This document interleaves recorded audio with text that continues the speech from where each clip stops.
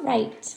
Hi parents, I want to welcome you to the Reptile unit, and I'm going to give you a little bit of a tour through this new curriculum layout. This unit has a few different ways that they arrange it. This was from the 4th year of material, and so you will see some differences that some of you have already shared with me, but there's some things that I really like, and then some differences that we'll have to get used to. But the first thing I'm gonna focus on just real quick the teacher's guide, and then I'm gonna show you a few things in the student book. So the first thing in the teacher's guide, we have the recitation page, and Romans 1:19 through 25 is the passage that has been selected as the recitation focus for the entire unit. So you'll find this in the student books as well. And if you would like your child to memorize a portion of it, then I would just really encourage you to have them read it, recite it on home days. We will recite it as much as possible on school days too. The next thing that I wanted to share, if you were not able to complete lesson 1, you do need to make sure that you have done that lesson, because that lesson is where we have a introduction to reptiles overall. And if you miss that, it's a pretty foundational lesson. They also introduce the first reptile in this lesson, but before that they go into, what is a reptile. And so we will review it at the schoolhouse, but it's really important that they get this lesson. The next thing I want to show you is at the end of each lesson is the family devotional. So on school days, we are going to use these within our chapel time.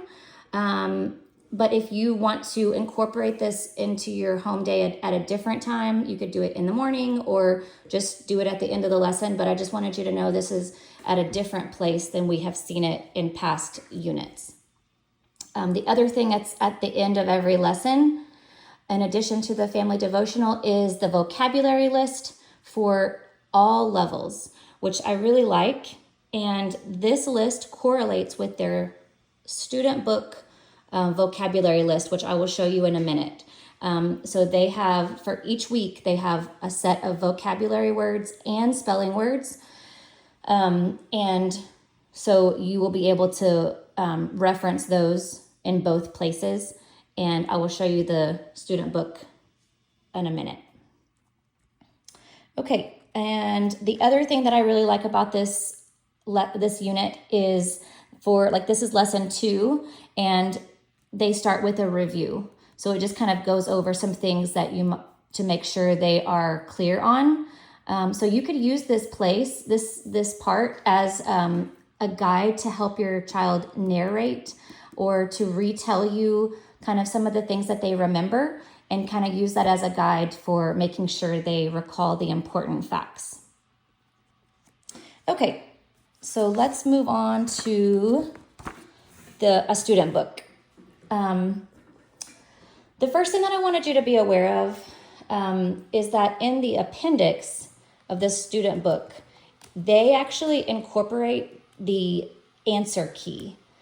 And so if that's concerning to you, or if you don't like that, I just wanted to make sure you noticed it. You can just rip that out and save it with your teaching materials, or if it's not a problem, just leave it there. But that's another difference. That is normally in the teacher's guide the answer key is normally in the teacher's guide.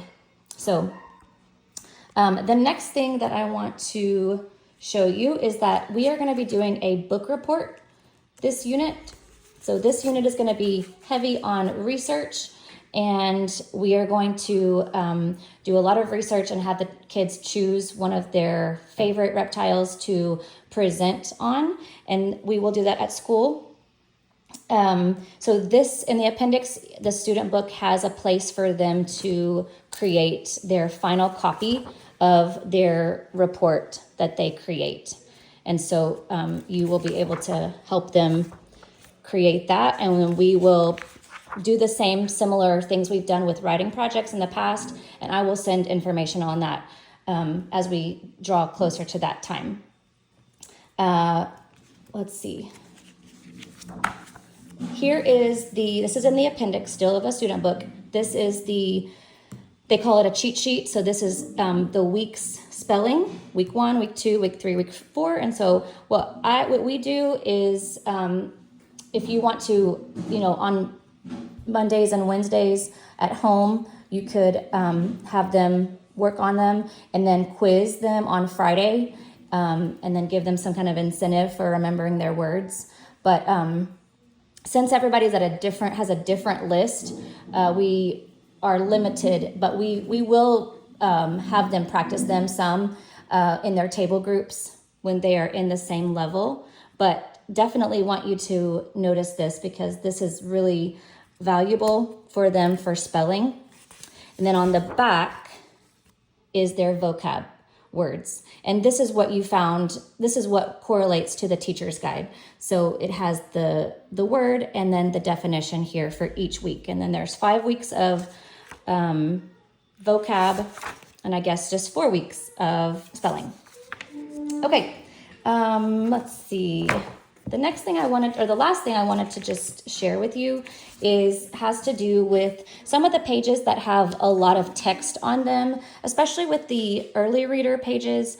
You will find a couple of pages where they just have kind of some text for you to read. And so if the student is struggling on their reading and they can't read all of this, don't let this concern you. Use this as a guide for helping them narrate the facts back to you. So this is a really important skill, and I just wanted to suggest that you use this to guide and chunk it to be like just maybe, for example, this one, only choose one of the pros and one of the cons to read, and then ask them to retell you what y'all talked about and what you just read. And so it can help them remember the information. And so again, don't be too alarmed about having to read the whole thing, but you can chunk it and have them, focus on a particular section that you think is important. And then the upper levels, they have writing portions that are added to this. But the younger ones, it's just kind of like reading and noticing. And so I really want to encourage, you try to have them practice narrating back to you what are the facts that they can remember that you just read. Okay, and that will do it for now. I will follow up in another message, a post about our important upcoming dates.